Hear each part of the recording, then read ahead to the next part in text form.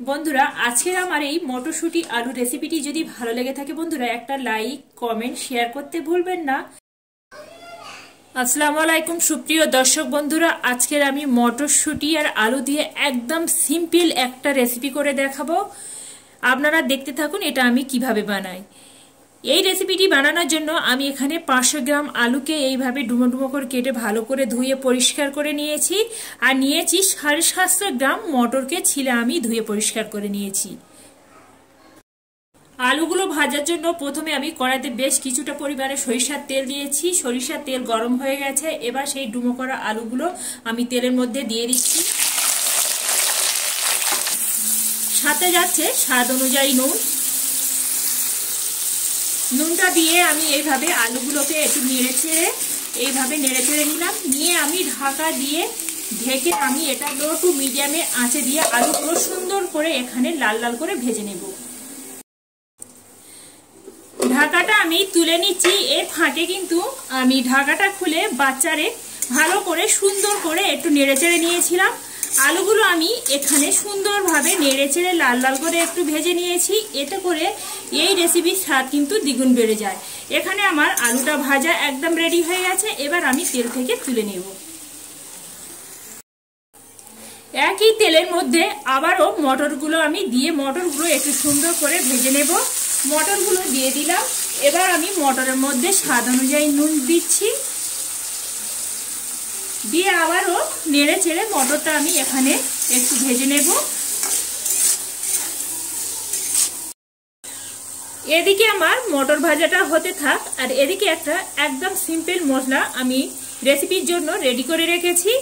এখানে নিয়েছি একদম ফ্রেশ ধনিয়া পাতা, এক মুঠো ডাঁটি সমেত নিয়েছি 4টে শুকনো লঙ্কা, 20 গ্রাম কাজু বাদাম নিয়েছি, হাফ ইঞ্চি আদাকে এইভাবে ছোট ছোট করে একটু পাতলা করে টুকরো করে নিয়েছি, আর নিয়েছি ছোট ছোট রসুনের কোয়া এখানে 10 থেকে 12টা, আর নিয়েছি 1 চা চামচ কাঁচা জিরে।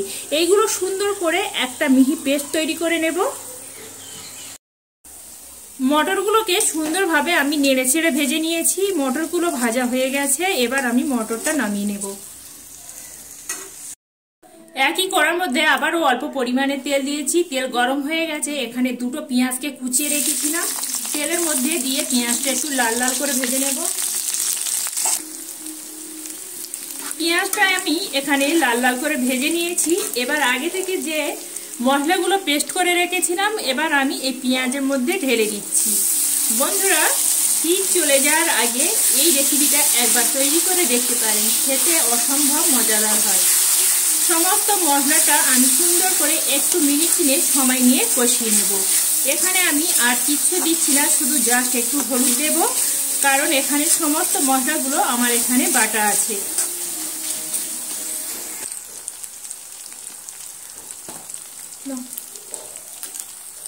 মিনিট 3 সময় নিয়ে কষিয়ে নিয়েছি, আর কাঁচা মশলার গন্ধটাও চলে গেছে। এবার আমি এর সঙ্গে একদম অল্প পরিমাণে নুন যোগ করছি, কারণ ভাজার আগে সমস্ত আলু মটরশুঁটিতে আমি নুন দিয়েছিলাম। এবার আমি এখানে অল্প একটু হাফ চা চামচের মতন হলুদের গুঁড়ো অ্যাড করছি। এখানে আমি একদম অল্প উপকরণ অল্প মশলা দিয়ে তৈরি করে দেখাচ্ছি বন্ধুরা। হলুদ আর নুনটা দিয়ে আবারও মিনিট 2 মতন আবারও কষিয়ে নিচ্ছি।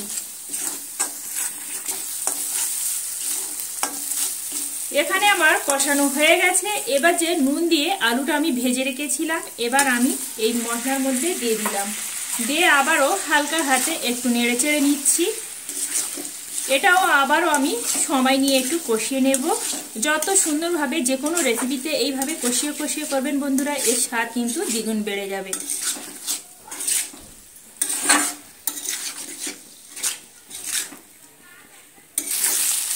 একটু সময় নিয়ে আমি কষিয়ে নিয়েছি।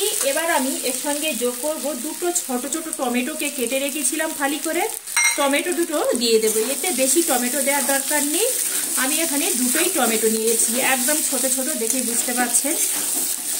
এবার আমি ভাজা যে মটরগুলো ভেজে রেখেছিলাম ভাজা মটরগুলো আমি এখানে দিয়ে দিচ্ছি। একবার হলেও বন্ধুরা আমার মতন করে এই রেসিপিটা একবার বানিয়ে দেখতে পারেন, খেতে বন্ধুরা জাস্ট একদম ফাটাফাটি হয়। আবারও আমি এইভাবে কষিয়ে নিচ্ছি। এটা খুবই তাড়াতাড়ি হয় যেহেতু আমাদের সমস্ত কিছু একদম রেডি করা আছে। আলু, টমেটো আর এই মটরশুঁটিকে একটু কষিয়ে নেব।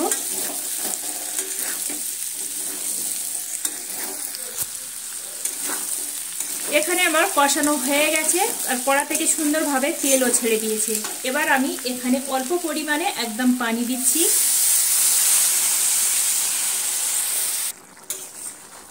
পানি দিয়ে একটু নেড়ে চেড়ে নিলাম আর এটা একটু মাখো মাখো হবে। আর যেহেতু আমাদের আলুটাও ভাজা, মটরটাও ভাজা আর সুন্দরভাবে কষানো হয়ে গেছে, এবার আমি এটা ঢাকা দিয়ে 5 মিনিটের জন্য হতে দিচ্ছি। 5 মিনিট হয়ে গেছে, এবার আমি ঢাকাটা এখানে তুলে নিচ্ছি।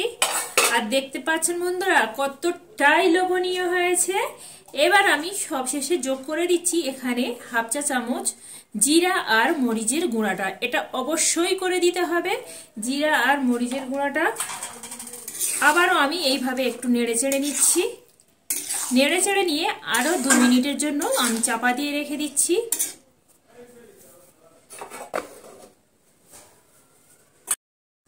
2 মিনিট পরে আবারও ঢাকাটা তুলে নিচ্ছি। আর দেখতে পাচ্ছেন বন্ধুরা কতটাই লোভনীয় দেখাচ্ছে। এবার আমি একটা প্লেটের মধ্যে উঠিয়ে নিচ্ছি। বন্ধুরা আজকের আমার এই মটরশুঁটি আলু রেসিপিটি যদি ভালো লেগে থাকে বন্ধুরা একটা লাইক, কমেন্ট, শেয়ার করতে ভুলবেন না। পাশে থাকা বেল আইকনটি প্রেস করবেন। আমি যখন কোনো এইভাবে নিত্য নতুন সহজ সহজ রেসিপি দেব সবার আগে নোটিফিকেশন আপনাদের কাছে পৌঁছে যাবে।